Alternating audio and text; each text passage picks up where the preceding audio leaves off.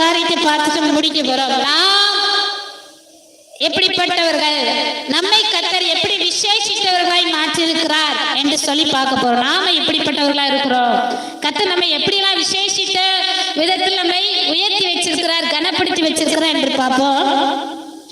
அதுல 3ஆம் வசனத்துல இருந்து 8ஆம் வசனம் வரை பாத்தீங்க சொன்னா அதுல சொல்றாரு, உமது விரல்களின் கிரியையாகிய உம்முடைய வானங்களையும் நீ ஸ்தாபித்த சந்திரனையும் நட்சத்திரங்களையும் நான் பார்க்கும்போது மனுஷனை நீ நினைக்கிறதற்கும் மனுஷகுமாரனை விசாரிக்கிறதற்கும் அவன் எம்மாத்திரம் என்கிறேன்.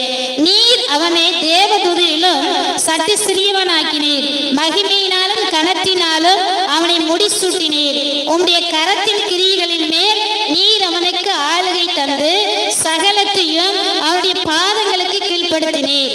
ஆடு மாடுகள் எல்லாவற்றையும் காட்டு மிருகங்களையும் ஆகாயத்து பறவைகளையும் சமுத்திரத்து மச்சங்களையும் கடல்களில் சஞ்சரிக்கிறவைகளையும் அவனுடைய பாதங்களுக்கு கீழ்ப்படுத்தினேன்.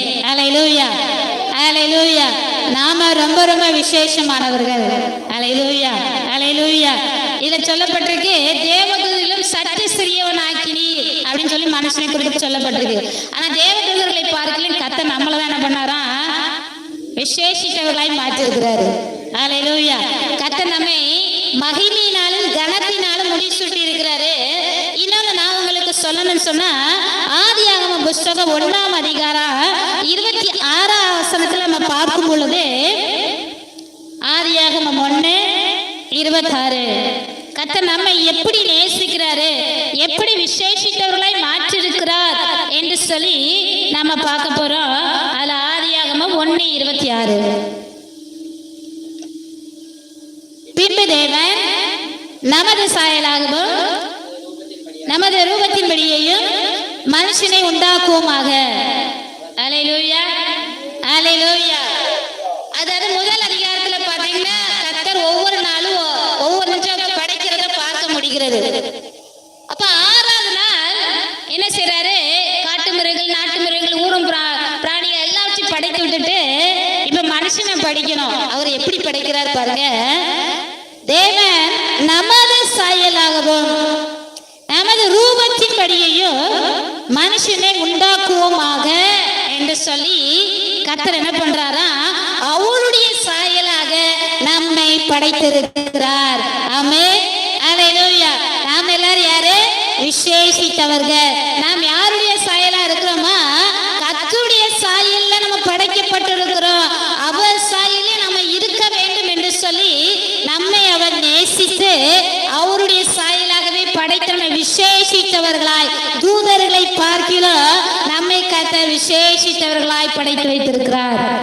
அல்லேலூயா, அல்லேலூயா. யாருக்கிட்டையாவது தாழ்வு மனப்பான்மை இருந்துச்சு அப்படின்னு சொன்னா இன்னைக்கு உங்களை விட்டு அதை தூக்கி தூர போடுங்க.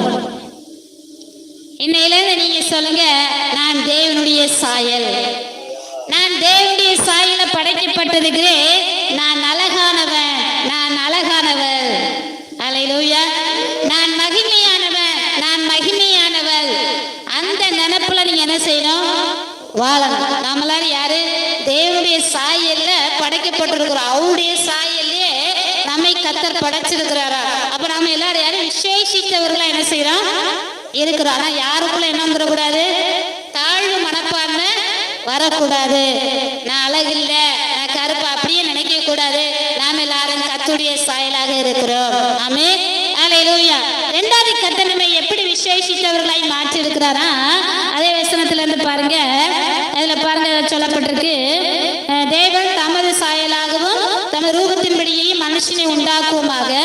அவர்களை சமுத்திரத்தின் மச்சங்களையும் ஆகாயத்து பறவைகளையும் மிருக ஜீவன்களையும் பூமி அனைத்தையும் பூமியின் மேல் ஊறும் சகல பிராணிகளையும் ஆளக்கடவர்கள் என்றார்.